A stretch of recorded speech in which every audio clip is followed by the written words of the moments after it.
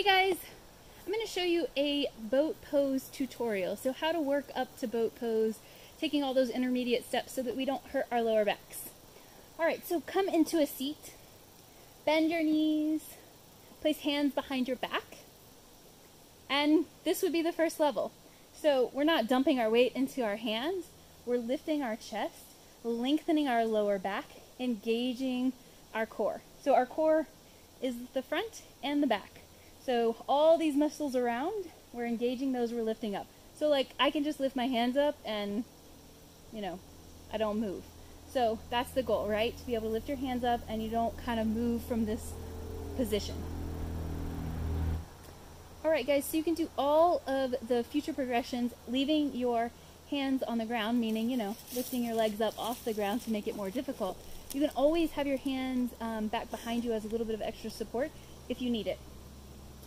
Alright, so the next progression would be take your hands off the ground. I'm still kind of in that slightly reclined boat upper body. My feet are on the ground, but I am using my abs to keep my back long, keep me up, using my back muscles, all of those things. So hands can be here at heart center. You can also just place your hands like lightly behind your knees. It kind of just helps you brace and feel a little bit of extra support. So two options for your hands. The next progression would be kind of going up onto your toes. So your knees are bent, but your toes are still on the ground. And a bit of this is balance. So you'll notice that as my legs lift up, I'm leaning a little bit further back.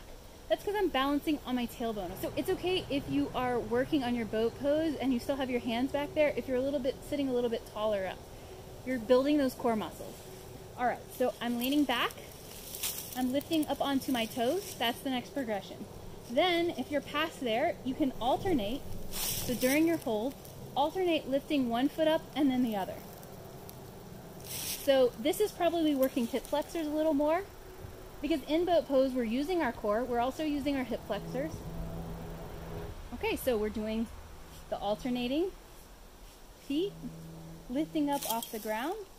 Next progression would be feet up off the ground. And that could be anywhere from feet at 90 degrees, to feet just barely off the ground. All of those are options, okay? Hands can still be behind the knees. To progress that, hands are extended, feet are still out. All right, and again, hands can go behind you to help do some support. I'm not dumping into my hands, they're just barely there, just to help me give a little bit of more support. Hands behind your knees. Okay, so the final progression is full extension. So full extension of your legs. Again, you can have your hands still tucked slightly behind your knees. You want your toes at eye level. And final progression is arms extended.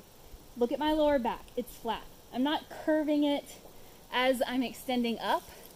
And so my back's not going to hurt. If you're curving your back, you're kind of dumping and you're using the wrong muscles. So work your way into the progression of a full boat. You don't have to be there today. All right, so just a quick review of all the different progressions. So hands down, feet are on the ground, I'm still standing up, I can lift my hands up. Next is toes, then it's alternating, toes tapping, then I'm lifting my feet up, my hands are still behind my knees. Next is arms extended, and then finally extending feet so that you are gazing at your toes. All right, when you come down, cross your ankles, give yourself a hug, stretch out your back, rock side to side, lift your chest forward. Some cats and cows in this pose. Thanks guys, I hope you enjoyed the boat tutorial.